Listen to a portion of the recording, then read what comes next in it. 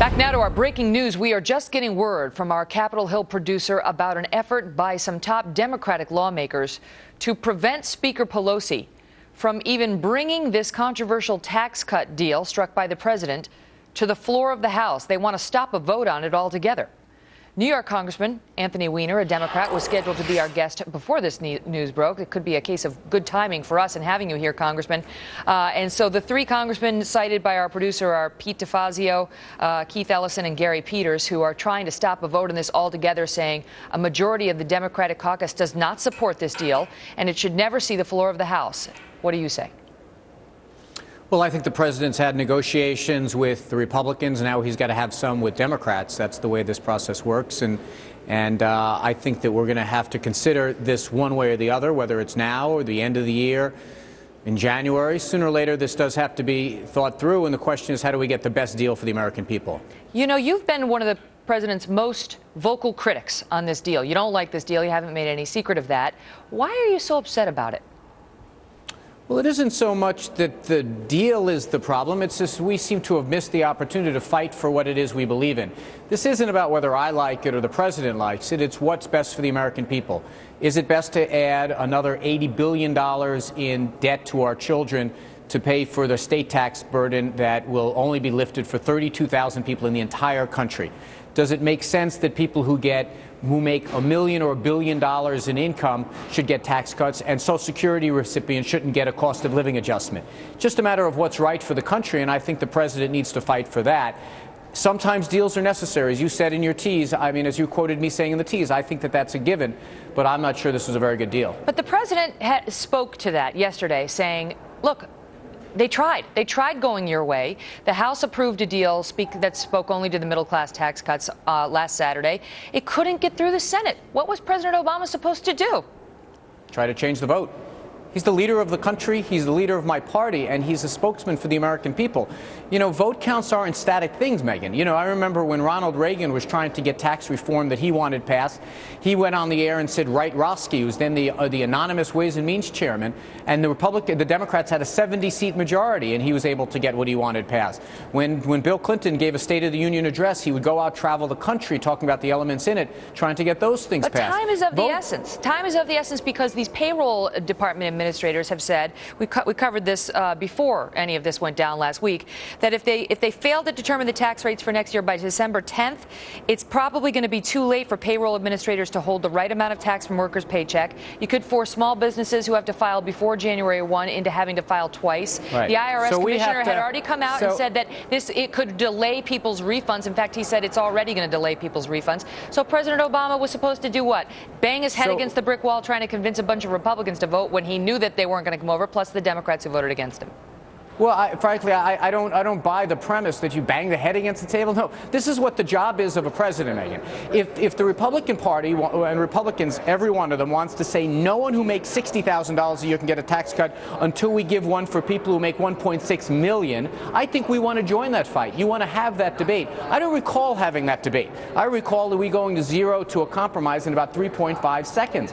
That's the problem here. The problem here is we have to fight for what we think is the best for the middle class and those struggling to make it. And I certainly don't think in a state tax cut that affects 32,000 Americans, 32,000, but it's worth $80 billion. I want to ask you about the estate taxes. You mentioned that before, but before I ask you about that, another Democrat, one from Nevada, Shelley Berkeley, spoke to the caucus last night and said, quote, "I'm not about to play a game of chicken with my constituents' lives, hoping Republicans are going to blink."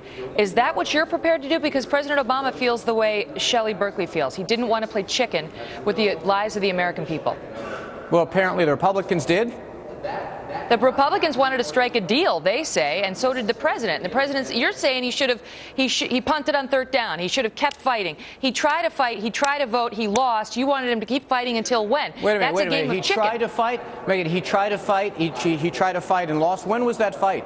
I don't even remember that fight. Do you? I don't remember him. For weeks. I don't remember. I don't remember the president going out and traveling the country and saying we need to get a middle-class tax cut, that we can't afford to any more debt, or better yet, we'll raise the number to $1 million and we'll put the rest of the money going towards small businesses. Senator Schumer couldn't sell that to the Democrats in the Senate. That was his proposal. Megyn, it was on the table. He couldn't sell it. Megyn, you're having a difficult time differentiating between me, Shelley Berkeley, Chuck Schumer, and the President of the United States. That's because it's intra-party fighting for you.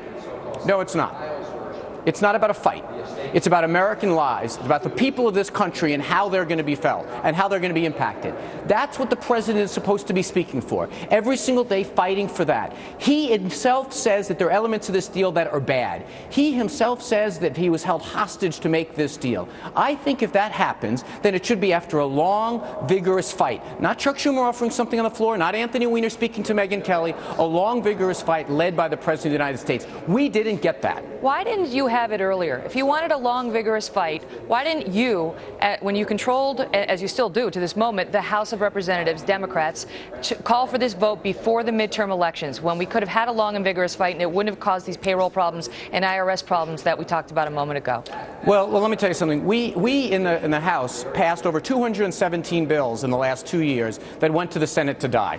You can make an argument, and I frankly agree with you. You can make the argument that we should make it 500 or 600 bills because the Senate, even though you couldn't get anything done in the Senate. There was a determination made by the House at a certain point that, you know what, we can keep passing these bills and waiting for the Senate to kill them. But that's not what this issue is about today. The issue isn't whether we should vote on in the House. We did. The middle class were protected by Democrats in the House, abandoned by Republicans. But this past Saturday, you're talking about long, drawn-out fight, and I'm asking you if the president... I answered that part of your question. Let me just frame it, because the president spoke to this yesterday and basically said he put it back on you, the Democrats in the House. Megyn, I answered that. Megyn, did you hear me answer that? Third down thing.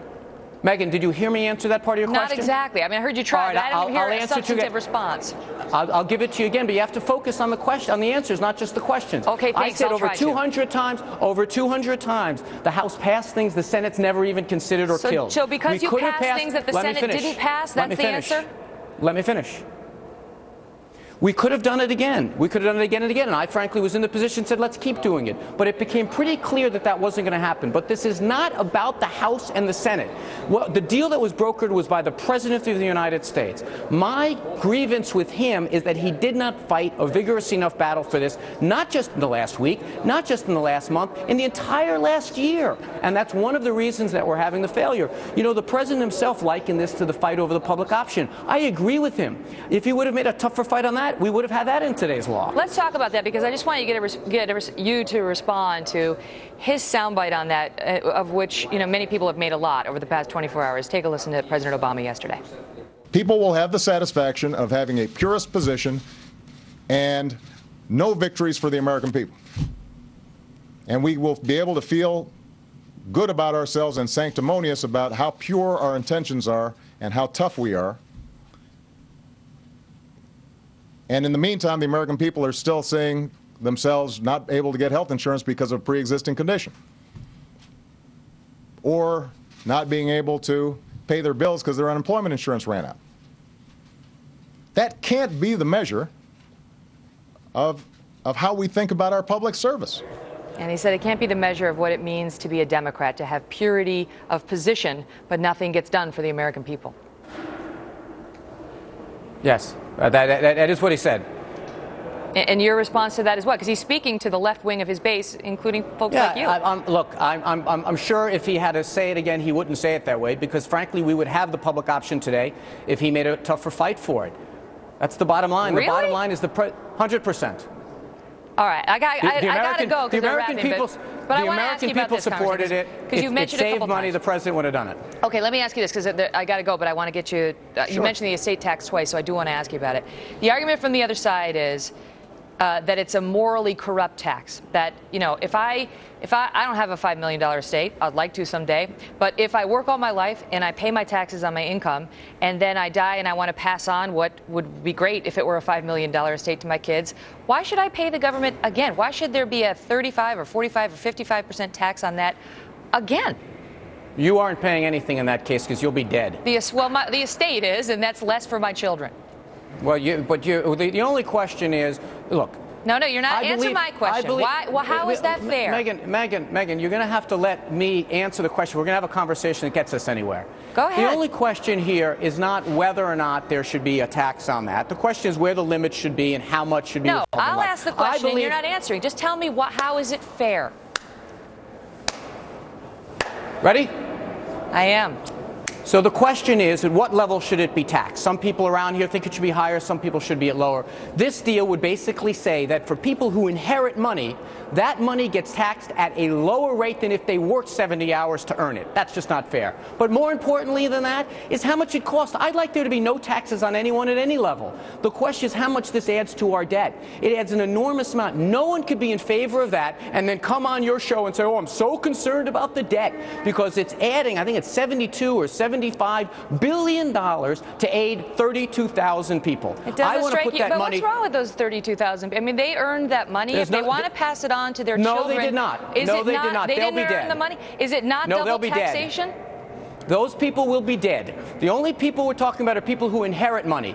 Yes, some people get very lucky at the casino. Should we tax that at a lower rate than if you worked hard and earned it? Well, it's different from double taxation, where one person earns it and pays taxes on it, and then their offspring has to pay taxes again. Now you're not answering my question. Yes, I am saying that I see a distinction between your analogy and the question I raised. In any event, I appreciate your thoughts on it.